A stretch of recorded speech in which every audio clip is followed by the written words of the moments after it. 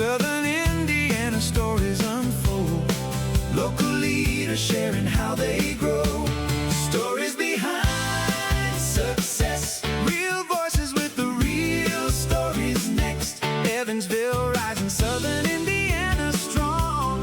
Making our region where businesses belong. Stories behind success. Welcome back to KrohnCast. With me today, great leader and even better friend, Sean Georges, is coming on today. Wow, honored and humbled. You really appreciate it. So, backstory about Sean. Sean had a couple executive roles at Shoe Carnival. He's Marine. Had a 2002 TED Talk a few years ago. Currently, he is a partner at his firm and an author of On Mission. So, Sean, first question. Talk about your background from the Marines and then Shoe Carnival, and how you got to be in the law firm and partner this way. Sure, I appreciate it. I don't know how quick anything happens anymore. It's like one of those overnight success stories that took 60 years.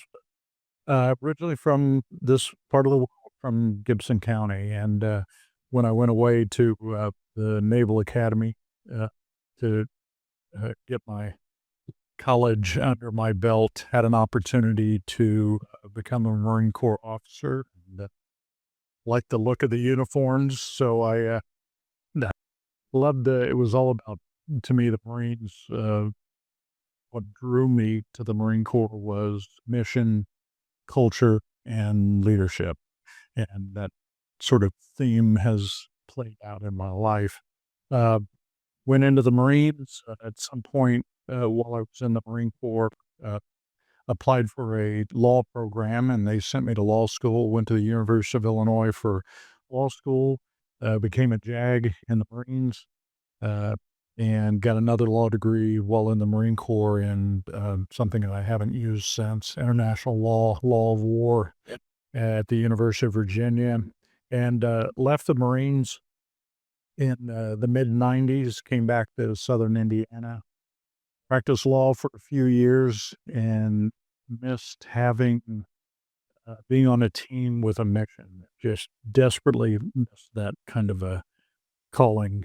And so joined up at Shoe Carnival, of all places. In 1999, they had about 100 stores, and over the course of the next 22 years was there, headed HR and the legal function for the company. Retired a few years ago, and it couldn't do it. I was a terrible retiree. Finished this book, wrote this book with one of my best buddies, who was also a Marine officer. We spent 10 years, box of crayons and butcher paper, trying to capture what we had learned about leadership. And then I've done public speaking, some coaching and training in the interim. Was proud to have done the TED Talk, which was one of the toughest things I think I've ever done, maybe except for jumping out of perfectly good airplane. Jarvie, it was tough boiling down some really hard experiences into a 15-minute summary, but nice. And the TED Talk talked about an accident with his daughter and how everybody came together, all the first responders, to help her out. Yeah. Sorry. Thank you. Yeah. It was at my seat, one of those folks, and I still see him from time to time. They see me coming and they know they're going to get a big hug. How do you thank someone who's saved your daughter's life? It's but yeah, just one of those stories that plays out and kind of brings to light the things I learned about leadership in the Marine Corps, and it just continues to evolve. Yeah. So now back practicing law, and I'm a partner in a local law firm, and we defend the insured in this community, really all across Southern Indiana, and happy to be served. Yeah. So besides the work things that you do, you've been pretty involved in nonprofits and stuff. Try to stay involved, and we can get into this, but the the desire, the drive to serve, worthwhile mission, is just a part of who I am, and so always looking for ways to try to serve in this community. Help build teams. I finished the book last year, and it was really good. So I used our insurance office specifically to train people to work together for common mission. Nice. Yeah. Nice. Good. So next, I want to know, over your years in the Marines and different occupations, what are some mistakes that you've made or lessons you've learned from that shaped you? Made all the mistakes. Exactly. So long as you're paying attention, you try to make them once, learn, and then evolve from there. But yeah, I think the aspect of a lot of the learnings have been around leading.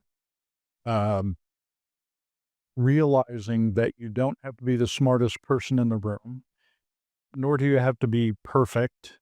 It's not about being flawless. It's not about being the smartest, fastest person on the team at all.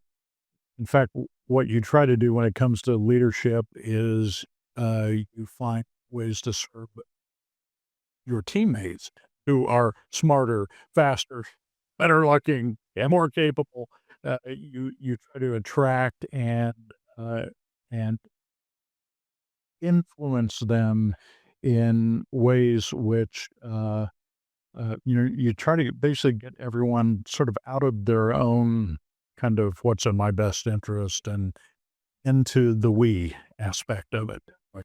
And it can be a challenge, but it's not about manipulating. It's not about sort of leading from on high. And I talk often about the classic org chart view of the world, where you've got a person in a senior role at the top, and they're issuing instructions and edicts from on high, and everybody else just follows orders. As I learned in the Marine Corps early on, you basically flip the org chart upside down. You can lead. What you want is not a leader with a bunch of followers. The best teams are filled with people who are capable of leading.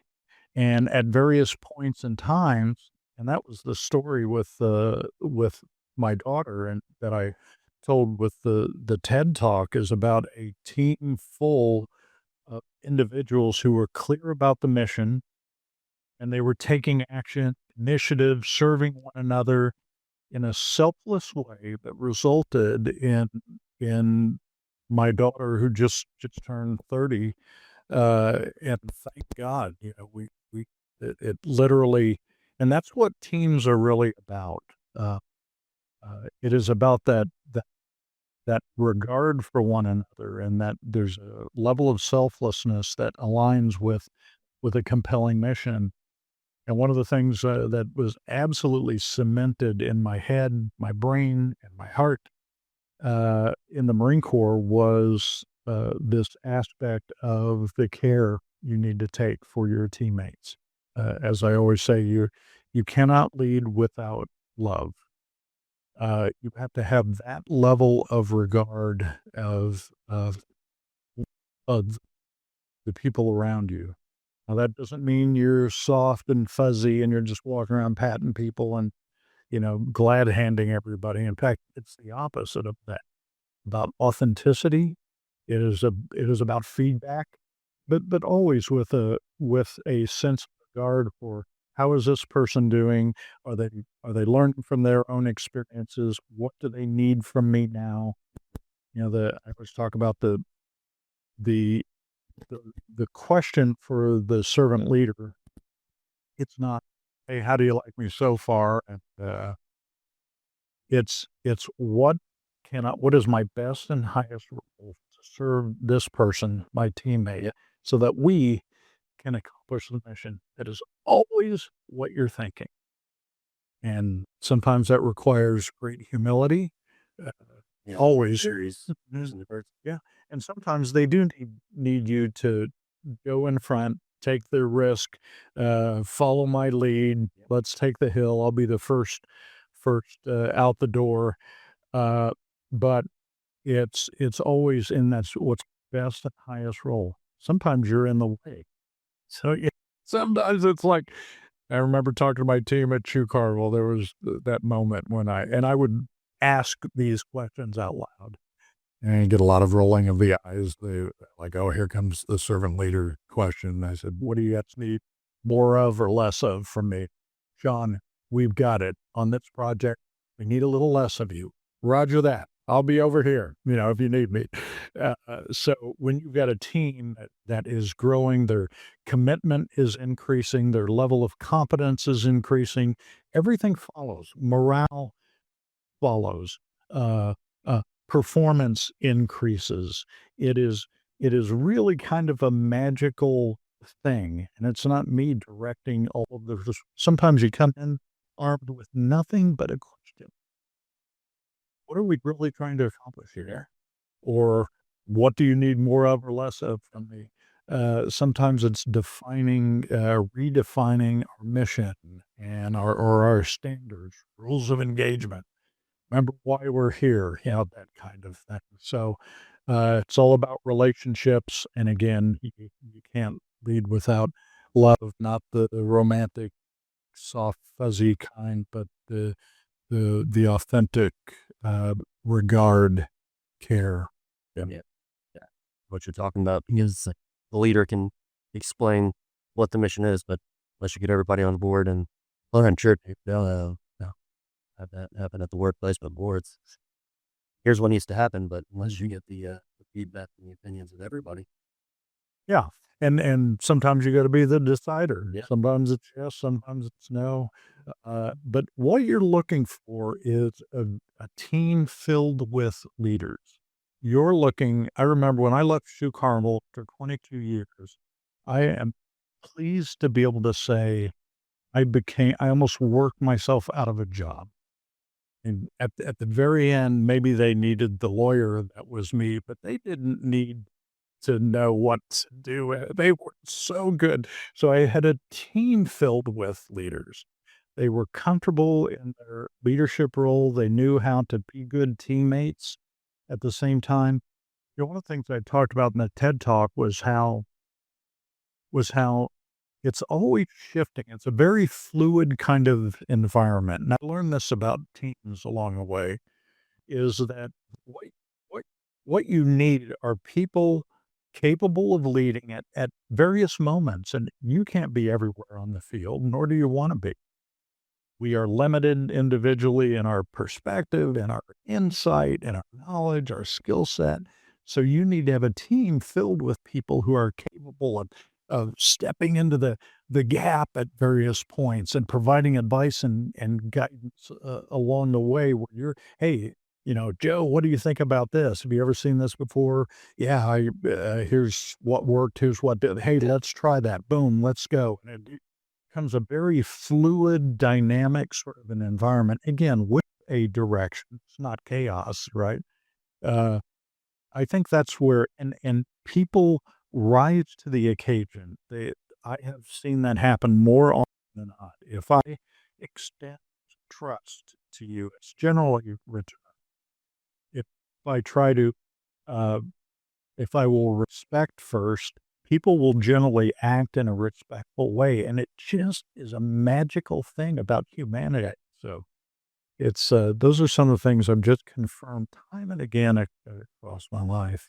Now, how do you, everybody has the task to beat, but how do you build up those people that have low self-esteem and they're like, oh, that's great, that can't lead other people? Right.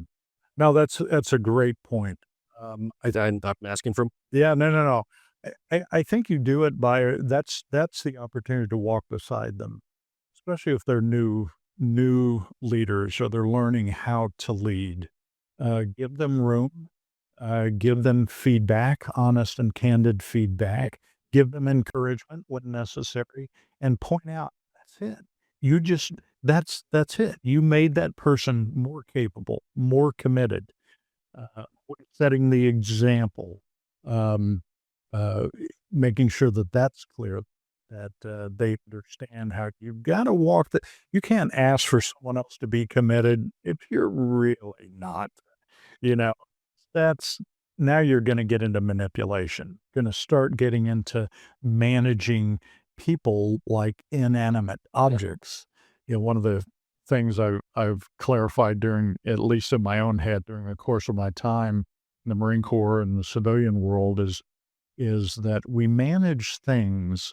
We have the opportunity to lead, to serve human beings, because that's when you help them to develop competence. So if I were to develop you as a leader, it would be one of the things that I would look for is not just trying to set a good example for you, but giving you the opportunity to lead on a project or on a function, and then walking with you while you did it until you understood that, oh, okay, there are some things I can say and do that matter here. When was the last time you checked in with that person that you think is falling short? They should have known they got their job description. I don't know what their major malfunction is. All right, roger that. You go find out. What is the problem? Maybe what you think is clear. Maybe the mission is a little cloudy. Maybe their role in supporting that mission is not clear. Maybe they aren't clear about their level of authority. Maybe they've got some personality things that they need to work through, anger issue, or they're short with people. You have to work with people. Either they've had no example at all in their life, or they've had some really poor examples. And sometimes, whether it's at home, parents, or, high school football coach that grabs you by the, front of your, by the collar and yells and screams at you, and you think that's leadership. There's a higher level and a deeper level. Yeah. So it's very much a contact sport, if you will, leadership. But the best leaders that have inspired me the most have certainly walked the talk, that haven't been perfect. They're not like kind of, but they're real, they're authentic, and they showed through their energy and their action and their attention that they were also concerned about my development as a professional and as a leader. And you get into this sort of, it's a relationship, becomes a relationship, and peer pressure steps in. You don't want to let them down, and you find this next gear. So rather than having somebody who's always pointing out your weaknesses and where you're afraid, fear-based relationship, it becomes something much more interesting, which is really a potential-based relationship. Like, Sean, you've got an ability. I saw what you did today. One of the things I wrote about in the book was a failure I had in my first jury trial as a Marine JAG. I mean, public, complete failure. Just absolutely fell on my face during the course of my first jury trial. And what happened afterwards was the real magic. That could have been my last time in court. Yeah. If, depending on who's scared to ever walk in there. Yeah. Or if the person in the leadership position would have come in and said, I'm pulling you from the courtroom. Well, you're an idiot. Yeah, exactly. Maybe you're better over here. But instead, what happened? The person in the leadership position had been observing the course of all of the things, and he came in and he debriefed me. How do you think it went, Sean? Terrible, sir. I tell you what, here's what we're going to do. Does it sting right now? And I said, yes, sir. He said, good. I want you to feel the sting. Here's what we're going to do. On Friday of this week, I want you to come by my office, bring this file. We are going to debrief. We're going to walk through this thing, and you're going to learn from it. He said, what I saw in there was potential in a great courtroom trial, but we need to learn as we go. And the way he took me under his wing after that, seeing my potential, leading as a servant, he didn't have to do that. It was going to take extra time for him. It was, he might as well go with some of the other hot shots. And instead he treated me with respect, dignity, saw my potential, and, I did well after that. So, Yeah. yeah. Good example. My brother-in-law will get on to. Yes. Yeah, I know Wolfie. Yeah, he learned every part of the business, learned everything in the shop. Yeah. And all that, and and now everybody respects him so much. Like, he can do my job. Absolutely. I'll follow that guy. Yeah. That's right. And that's the kind of behavior. Leadership is about what you say and what you do. So it's about behavior, and of course, do also is about things that you say, but it's how you conduct yourself, how you engage. That that that aspect of nothing is below me, or I want to know how you're changing the tires on that vehicle. Show me how you do that thing that you do in a real, authentic way. Again, you're building connections with those. It's not manipulation. Got to be real, but it's just powerful. It's the way we are wired as human beings. There's a social aspect to our personas, if you will. We are social creatures to some degree or another. So it's not playing on that, but engaging at that level is so important. Sure. I mean, it's hard to take direction from somebody who doesn't even know how to do your job. Yeah, or hasn't even shown they are interested. Yeah. Yeah. I mean, I never, I have respected those who let me be the lawyer on the team. That's fine. I don't expect that, they're going to go to law school and do all of this stuff. I'll be your lawyer, but if you can allow me a place on the team where I can bring some value, and where every once in a while you can point out that, okay, that moved us forward. I'm all in. You had me at hello. Yeah. How big is humility, you think? Oh, Is it- humility. Yeah. I mean, I think, and this is a great point. Some people who aspire to lead, that is to influence others in the direction of a shared mission, you can have a healthy sense of ego. In fact, I think that's important. So humility, we don't have to walk around, I'm nothing, I'm less than nothing, you're better, all this comparison thing. But it's about a healthy ego. And humility I don't think you can, when you really think about what it means to care for another human being or to want to serve another person. Well, if you're serving them because you can bring something to the table that will make them better, faster, more capable, that's like an ultimate act of humility. You're subverting your own interests, etc. Here's the magic thing, though. I can do that, and we can all win. If we're on the same team, I'm better having served you, and if we're on the same team with a single mission, we both win.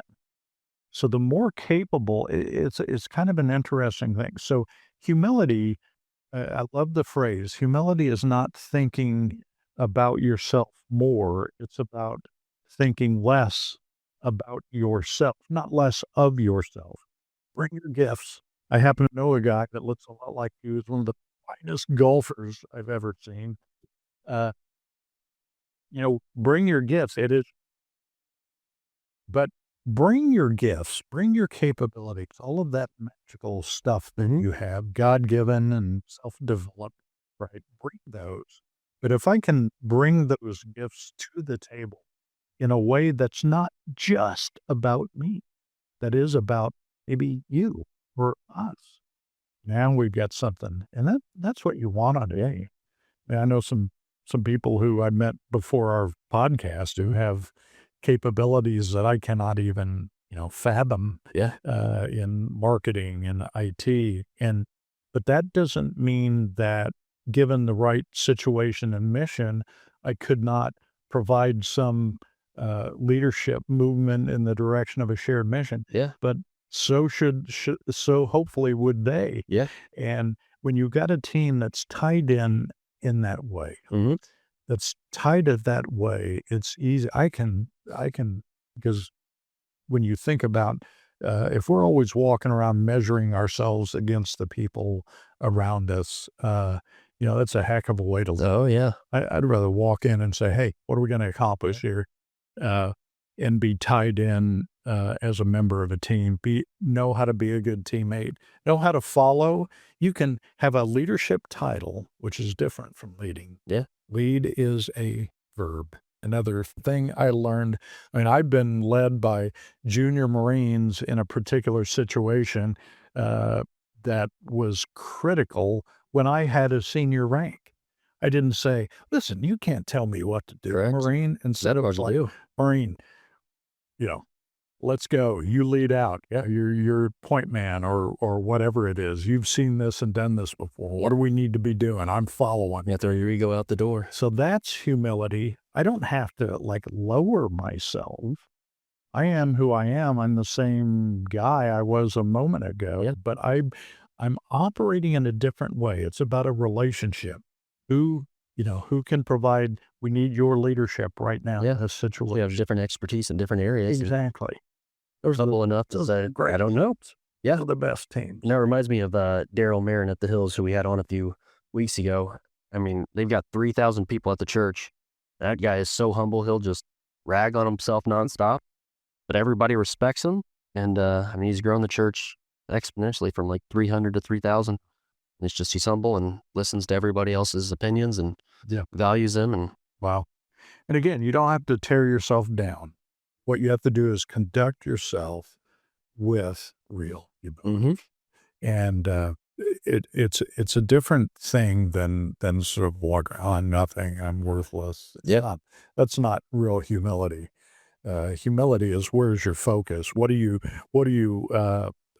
applying your energies towards? If it's towards you, that's a real small universe. oh yeah, And a lot of people operate that way. If you instead lift your head up and you're looking around the room or the team and figuring out, okay, what do they need from me? Maybe they need my presence in a real tough thing. Yeah. People are working long hours. You need to show up and be there with them. They're pulling a heavy weight. Man, put yourself in the harness and pull with them. maybe the opposite, where you're just in the way. And Exactly. Or not. Yeah, you don't have to be in the middle of everything. Know when to back off, too. it's hard for a lot of leaders, I would say. Exactly. Absolutely. Every piece of it. You're just slowing them down or... Well, and part of the thing you're doing, one of the things that I think the best leaders I've met, and maybe me at my best, was a level of awareness about what is needed.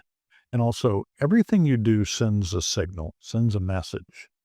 If you want to send a message of trust in your teammates, for God's sakes, do not micromanage them.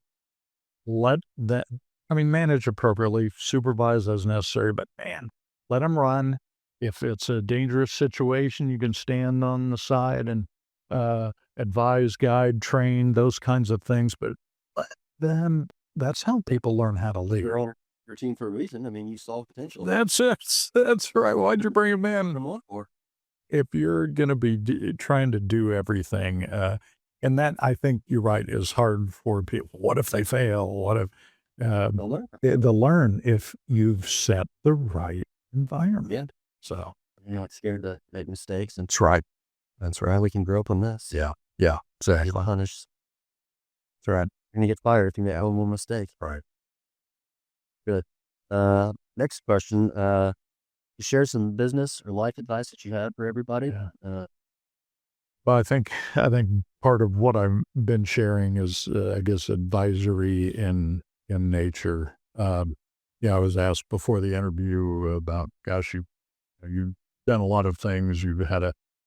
I've tried to say yes more than I've said no. Sometimes when I was ill prepared for that next thing, I had no idea what I was stepping into, but I felt that I could learn from the experience. So, I'm back in the business of litigation, and I'm learning from, in fact, the one partner in my firm I'm learning a great deal from is, I could be his father. I mean, from an age perspective, and then some, actually. But he's wicked smart and incredibly experienced. And so don't be afraid to say, I don't know. When you're in a new situation, here's what I know about this. Will you help me understand Yeah. this thing or that thing? How would this play out? So that's, again, requires humility. I know what I'm good at and strong at. So I'll run in those ways. But I also sometimes have to knock on somebody's door and say, please help me understand this. Yeah. Tell me a story to explain. Draw me a picture. I can't get this, or it's hard. Is a stupid question. Yeah, I agree. So regardless of position or title, I think that's important. And really, I think deciding on every time you engage with another person in order to accomplish something, that you're going to start off not, I'm in charge here. I am here to be a good teammate. And sometimes at some point on this journey, I may be in a place where my leadership is needed, and sometimes I'm going to be following your lead, and sometimes we're both going to be leading and finding ways to be good teammates. Absolutely. I think relationships matter greatly. Build relationships. My wife gives me a hard time for, I always say I've got buddies everywhere. I've got buddies at Schnucks. I call them buddies, but they're just people that I get to know. Tell me about yourself. Just met a guy at the mall who happened to be a Marine, and, tell me about your experience. What was your experience like? And you end up building sort of this network, and then just learning about the people in this community rather than staying in our little lane and our little world. Say hello to people, ask them not to let me tell you about me. Yeah. No, it's tell me about yourself. Greg Rich brought that up last week and said, we're always passing people and said, yeah, how's it going? What's up? But he said, you need to look at somebody and say, how are you doing? Really? He said, everybody has one or two things going on in their lives. Yeah. Only if you just show interest. Right. How's everything else? It's powerful. Yeah. And again, authenticity, be real. Don't be that guy who's walking around glad handing people. Be real, but show that compassion and interest in other human beings. And you start building these habits and abilities that enable you to be a good teammate, and to, when that opportunity happens, step in and take the lead, or know when your leadership is not required. Yeah. It takes some time, but small habits. Yeah. Becomes a daily thing. Mm-hmm. Yeah. Just has to become a leader over time. It's how you roll. Yeah. And of course, I think having a sense of the fundamentals, which is what we try to lay out in the book, and kind of the theme of the book is, it's not about title. You don't have to have an MBA to lead. You learn how to lead often by following and watching other people lead, by being a good teammate, by understanding the dynamics on a team, and that you use your life as the learning journey. You get to look back and kind of mine some of those, when was it that I think often back about some of my first leadership experiences were probably at home. Those times when, which I think is true for most of us, not all of them were good, but what resonated, what worked, what made me want to be more committed, more inspired, more engaged, what didn't. And you start, when you look back with a sense of, okay, now I have a sense of what leadership is. It's service in the direction of a shared mission, then, and you start to think about the things that resonate in your life, you can really put together a deeper understanding of what it means to lead. And servant leader. Yeah. It's the only kind. There are no other kinds of leadership. It's not like, well, I'm a servant leader, or there's this kind of leader. There's nonsense. There's only one kind of leader, and that is to that's you serving your teammates in the direction of a shared mission. In the Marine Corps, at the basic school, one of the first things that we heard when I walked in the door in Quantico was leaders eat last. Yeah. I'm like, what the heck is that? Leaders eat last. I was like echoing off the walls.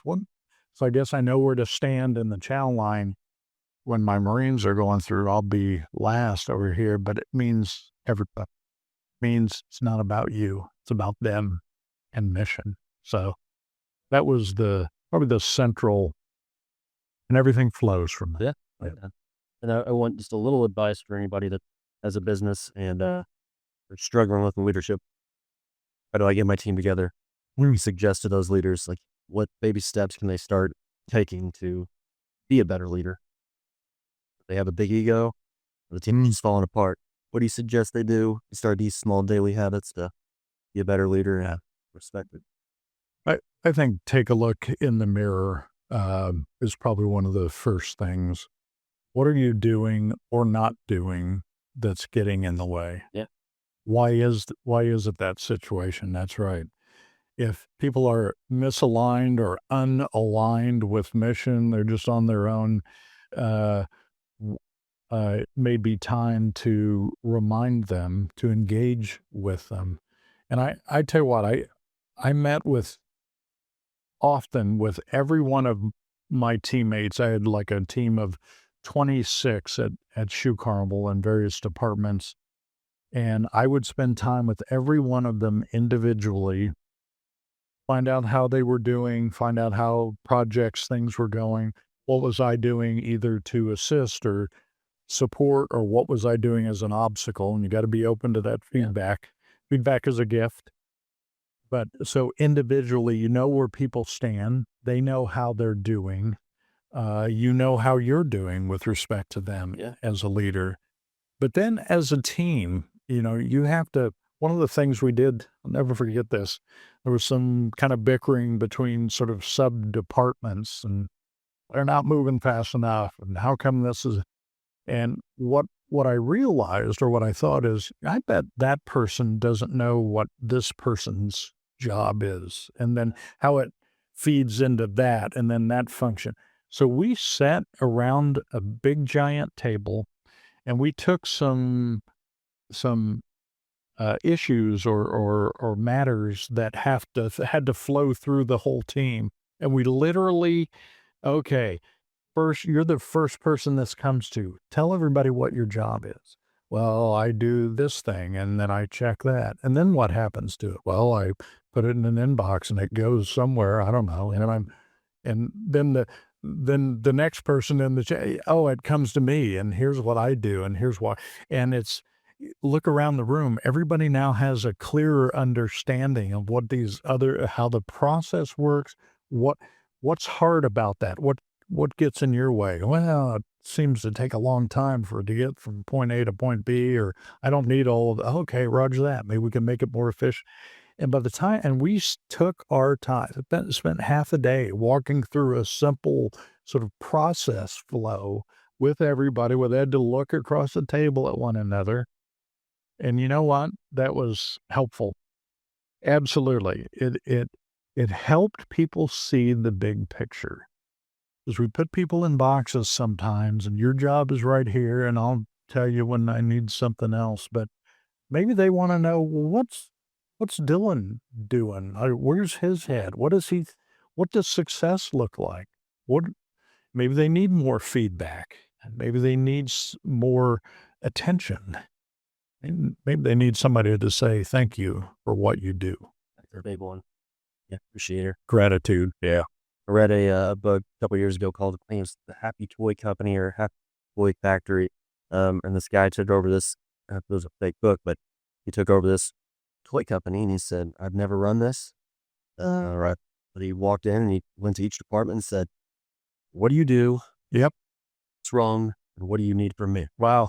Nice. And he was able to transform the whole thing, because people are like, we've never been listened to. Absolutely. They don't tell us how to do it, but they never hear about the issues that we have, try to help. But I think the feedback from other people, like, what can I be doing to help you guys? Right. Listen to that. Nice. Critiquing is Yeah. that's a difficult thing. But Yeah.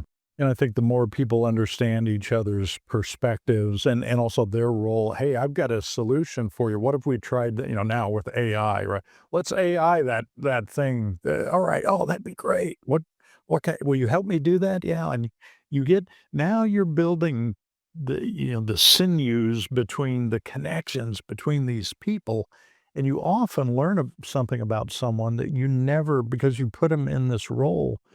I mean, from the more you get to know and understand and appreciate your people, invest in them certainly, but you may have someone who's really in the wrong place and would absolutely fly if they were over here. We had that happen a few times across the 2 decades I was, and that is a wonderful thing to experience. right. Yeah. We're doing that now in our Mhm. office. Oh, I love it. We got people in these different roles. They're like, I really want to do this. Right. That's what's going to make you happy. I mean, you'll be a lot more successful, Yeah. especially if you enjoy what you do. Yeah. Do that. And again, I think it's important, some confusion, leadership isn't about, let's walk around and make people as happy as they can be, because it is work, That's right? It's work. However, your point about finding sort of their best and highest role is that's the leader's question. What's my best? You know what?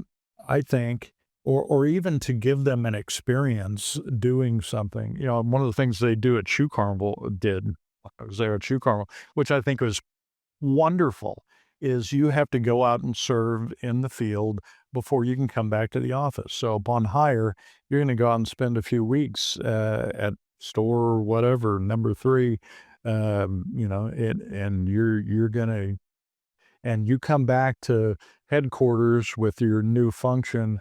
When the field calls and they need support, man, you're going to grab that phone and say, absolutely. Yeah. So again, leaders look for those opportunities to shape experiences and understanding and relationships in creative ways. It's not because you've got some kind of playbook or you've got all the answers.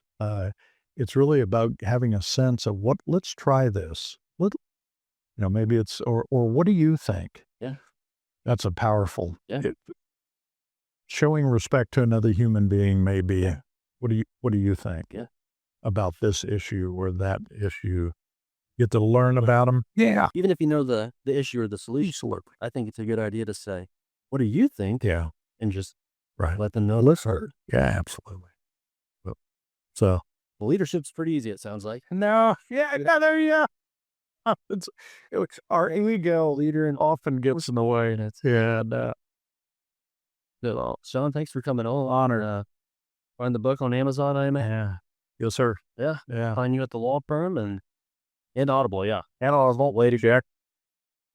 That's the time. During the day, it's throwing a book or cast or something. Mostly the KrohnCast is what I listen to. Yeah. Can I just say one more thing? Because you sort of asked me about the journey. One of the things that moved me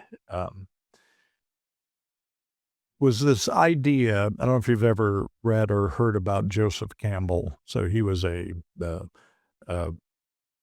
author and a teacher and a college professor and remarkable man. And Joseph Campbell had done this study of humanity and of religions and went back into the history of civilization and what he came up with was this universal theme, universal story. And the story of most civilizations is a story about what is called the hero's journey. And I'm certainly not saying I'm a hero at all. But the idea is this, that you as a human being go out into the world and you have experiences and you submit yourself to challenges and you slay dragons and sometimes you win and sometimes you lose and you get lost in the dark woods and sometimes you find fire and sometimes failure.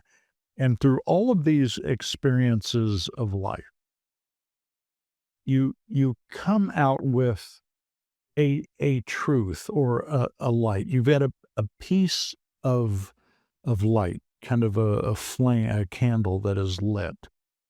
And at the end of this journey, you come back to your home, and you then have something that you can share. And that I was influenced in my journey by this idea of the hero's journey of submitting jumping out of perfectly good airplanes and joining the Marine Corps and cold weather training in Norway and these experiences that I was just going to throw myself into and failing and succeeding and that at some point, and I would know when that was, I was going to have a chance to come back home and bring something worthwhile. And I'm not saying I've got anything figured out, but that was what that idea of a hero's journey to bring something of value back is what moved me for much of my life. And whether I've succeeded in bringing anything valuable back or not, hopefully it's kind of contained in this book and I get to talk about it in podcasts, I think is an idea that I would wish for all young people to go and have a journey, learn from it, and bring something back. Yeah. We need that. Even a small journey. Yeah. Do anything. Yeah. No. Yeah. Learn from anything. So, thanks for having that. Yeah. You bet. Well, thanks for coming on today. Thank you. Good to have you. Dylan. Appreciate it. Great book. I learned a lot from it. Used it a lot. Right. And just being friends with you for over 15 years now, I think. Taught me a lot as well. Appreciate it. Yeah. Appreciate it. Thanks for tuning in. We'll see you next week. Be sure to follow us on Facebook and YouTube. See you guys next week. From the river towns to the open road, Southern Indiana stories unfold. Local leaders sharing how they